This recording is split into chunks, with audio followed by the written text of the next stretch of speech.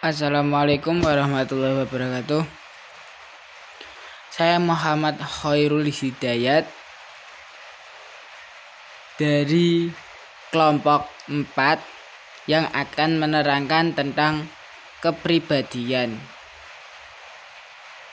Sebelum para pemateri menerangkan, saya memperkenalkan satu persatu dari kelompok 4 tersebut.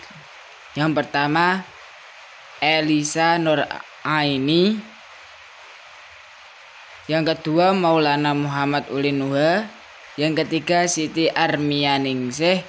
Yang keempat, Desi Fitriani. Yang kelima, Zuliani Akimul Hidayah.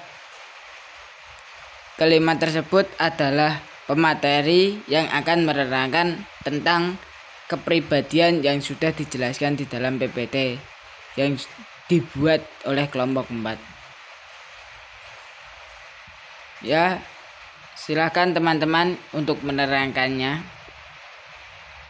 Selanjutnya saya akan menjelaskan mengenai pengertian kepribadian.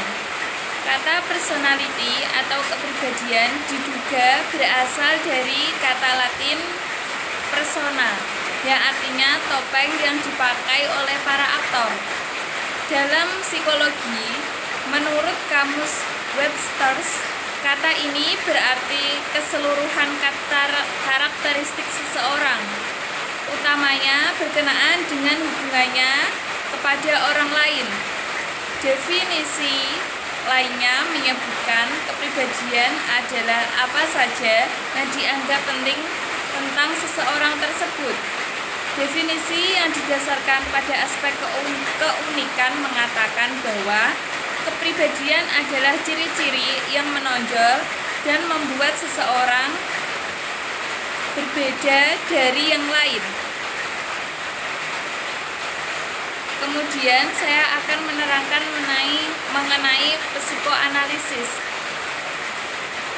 Psikoanalisis adalah teori perkembangan kepribadian psikoseksual Freud yang merumuskan pergulatan batin antara thanatos, kematian, dan eros atau kehidupan.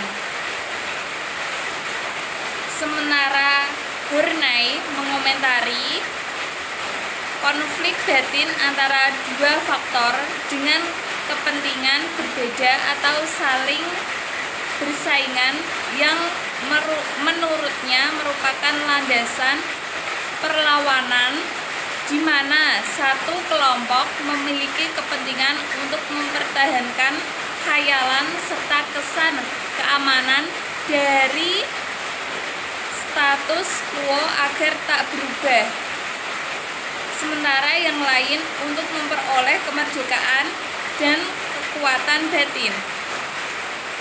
Terima kasih. Selanjutnya, saya akan menjelaskan tentang humanistik atau eksistensial. Menurut Viktor Frankl, semua orang mencari dan mampu menemukan makna serta tujuan pribadi dalam hidupnya.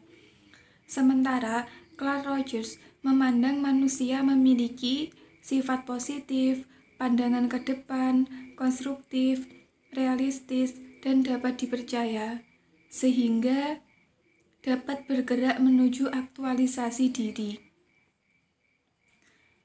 Selanjutnya adalah teori perilaku atau kognitif.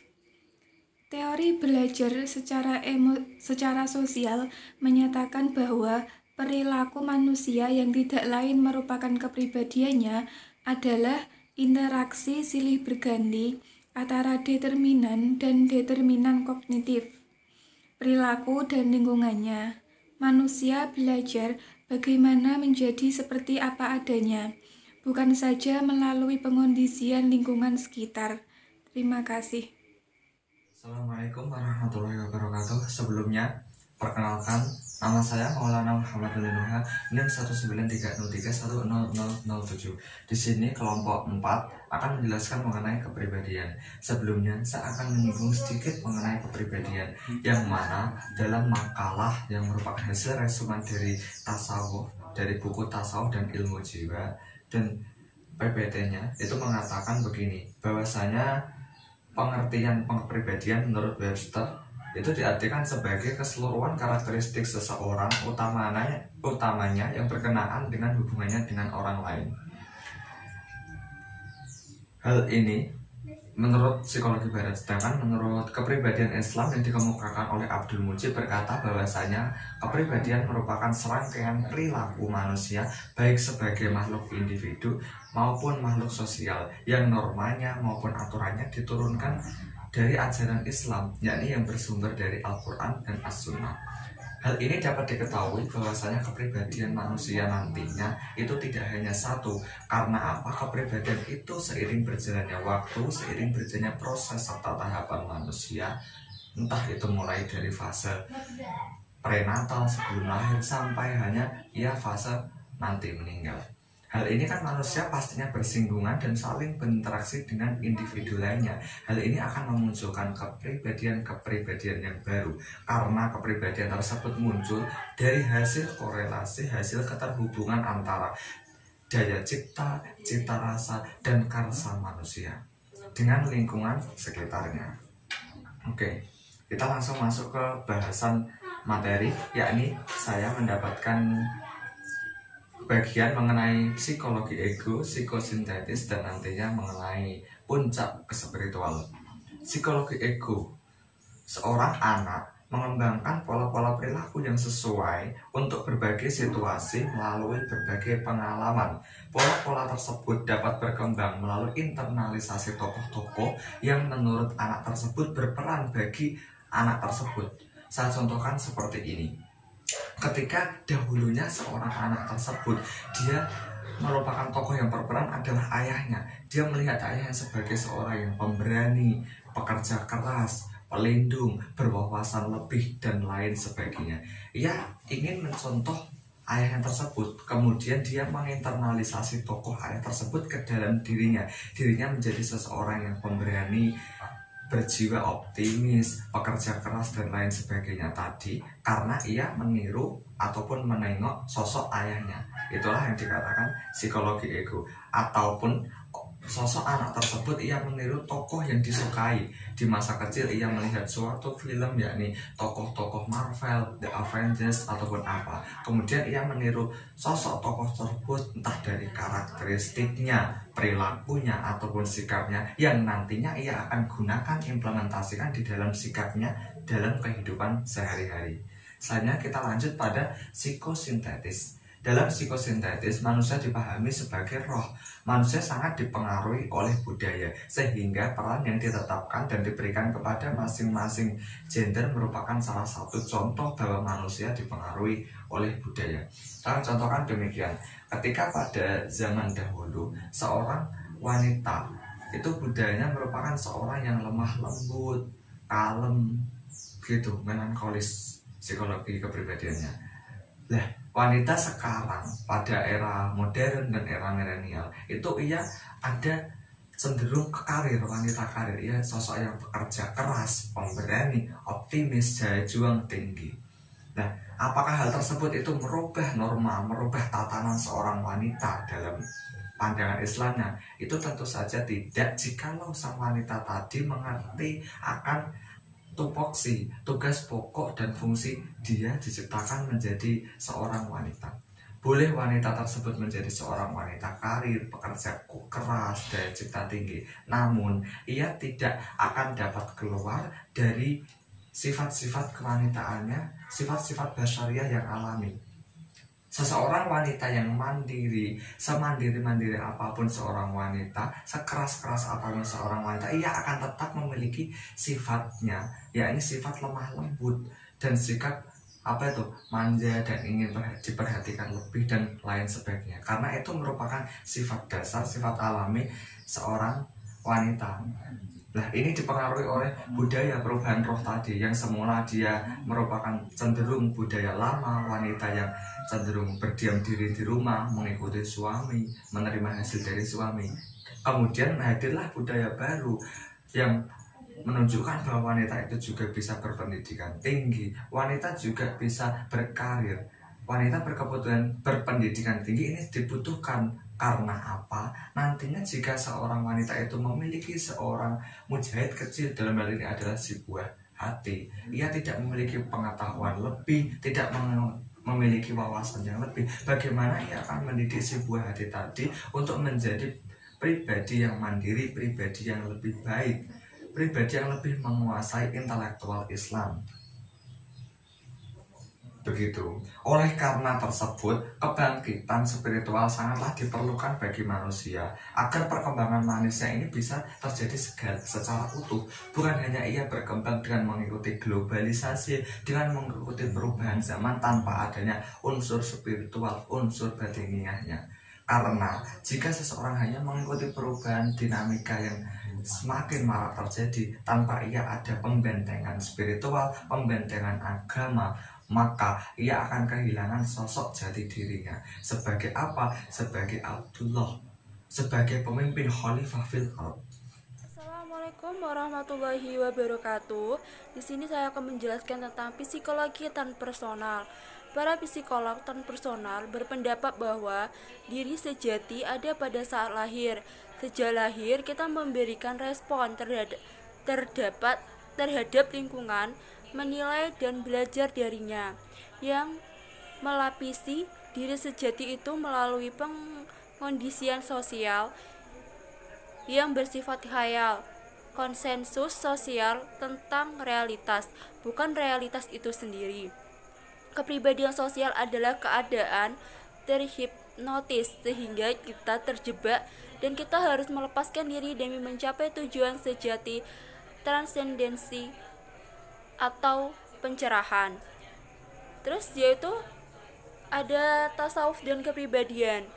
Nah, Robert Bridford menuturkan seluruh gedung gagasan manusia dibangun atas konsep tunggal, yaitu konsep individualitas. Kepribadian kita tidaklah tercipta dalam ruang hampa. Diri kita memiliki sejarah dan kisah tiada akhir sejak Nabi Adam. Kehidupan individual hanya satu langkah, satu rantai dalam proses kehidupan. Seperti yang dikatakan oleh penyair besar Inggris John Donne, manusia bukanlah pulau yang terpisah dari daratan, sebab pada dasarnya kita semua adalah satu kepribadian atau diri dalam kehidupan sehari-hari adalah sifat manusiawi kita, alam pikiran, emosi, tubuh kita yang berkembang melalui interaksi indera fisik dengan lingkungan. Terima kasih. Selanjutnya, saya akan menjelaskan mengenai aspek kepribadian manusia. Jadi begini, ketika aspek kepribadian manusia mengalami memuncak dari kesadaran spiritual, itu ditandai dengan kenikmatan serta kehalusan dan kesadaran yang sangat-sangat lembut, seperti halnya kacang yang dibungkus oleh kulitnya yang sangat keras. Ini saya contohkan seperti ini. Ketika seseorang menjalani entah itu ibadah puasa, sholat atau apapun, dalam ini saya contohkan puasa. Ketika seseorang menjalani puasa diyakini sebagai ibadah yang mengharuskan seseorang individu menahan dahaga serta lapar, dan yang nantinya untuk hasil konkret di luar setelah menjalani puasa, yakni seseorang dapat membina, seseorang dapat mengontrol nafsunya, mengontrol hawa syahwatnya, mengontrol emosionalnya di dalam kehidupan sehari-hari lah. Untuk orang dapat merasakan hal tersebut, dapat suatu ibadah dapat berpengaruh untuk perubahan psikologis seseorang, itu ketika orang tersebut sudah mengalami puncak dari spiritual. Ketika seseorang belum mengalami puncak dalam spiritual, ia akan memahami sebagai suatu ibadah ataupun dipandang ibadah itu hanya sebagai spiritual rutinan. maupun spiritual kewajiban. Belum mampu suatu peribadatan tersebut dapat mengubah psikologis, dapat mengubah perilaku suatu individu. Selain aspek kepribadian tersebut, di dalam diri manusia itu juga terdapat aspek kehidupan yang bersumber dari kehidupan Tuhan. Dari sinilah rahasia ilahiyah yang mungkin belum kita sadari ataupun belum disadari banyak orang tercipta. Sebagai contoh, ketika seseorang dalam menjalani suatu kehidupan ini, terkadang hatinya ketika setelah berbuat maksiat maupun jauh dari Tuhan, hatinya itu merasa tidak tenang, merasa was-was, keraguan-keraguan dalam bertindak. Nah, hal tersebut karena apa? Karena dalam diri seorang manusia itu sudah dilengkapi ada kolbu yang sangat suci, kolbu yang sangat bersih di dalam hati seorang manusia. Disinilah manusia tersebut terkadang ketika setelah melakukan perbuatan yang jauh dari Tuhan, ia akan cenderung nanti akan diingatkan untuk kembali, menengok kembali dan menjalani kehidupannya sebagaimana ia fitrah seorang manusia, yakni seseorang yang manusia yang suci. Karena manusia merupakan makhluk yang multidimensional, yang memiliki dimensi ketuhanan, yakni roh dan alfitrah tadi, suci. Manusia diciptakan dalam keadaan yang positif, fitrah tadi, baik secara jasadi maupun secara nafsani. Nafsani ini meliputi kognisi dan afeksi seseorang manusia tersebut, maupun secara segi rohaninya, spiritualnya, itu dalam keadaan yang positif juga. Bila mana nantinya dalam menjalani kehidupan, dalam menjalani fase perkembangan manusia itu berjalan lurus mengikuti fitrahnya, maka ia akan menjadi manusia yang bertakwa, sehat jasadiah dan juga selamat rohaniah. Bila mana seseorang tersebut menjalani kehidupan tidak secara lurus, maka ia akan berjalan ke pilihan yang sesat, yakni mengikuti hawa nafsunya tadi. Dan juga dikatakan dalam psikologi Islam bahwasanya kolbu merupakan sebongkah hati yang dapat menentukan perilaku manusia. Jika kolbu tersebut sehat, maka sehatlah seluruh perbuatan dan seluruh badan. Sebaliknya, ketika kolbu tersebut merupakan kolbun marid, hati yang sakit, maka sakitlah perbuatan manusia yang dilakukan.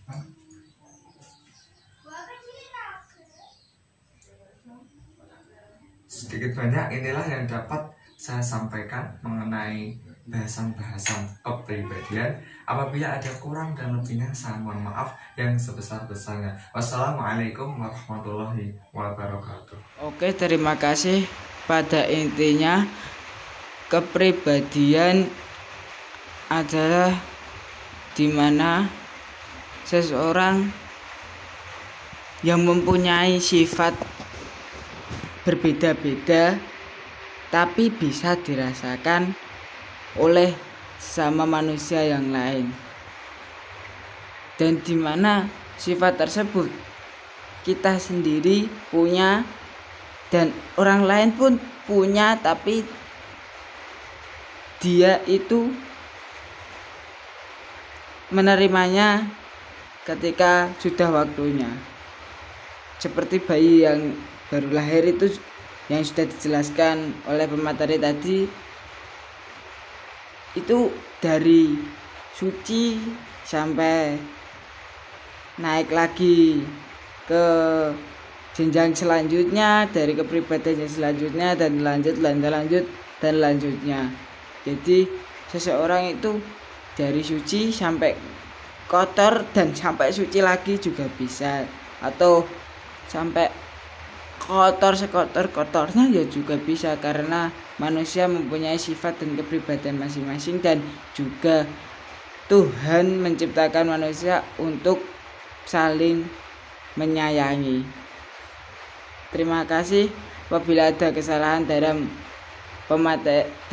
makalah yang sudah dijelaskan oleh pemateri atau PPT yang sudah dijelaskan oleh pemateri, dan saya sebagai moderator, apabila ada kesalahan tolong dimaafkan. Sekian. Bila taufiq wal hidayah. Wassalamualaikum warahmatullahi wabarakatuh.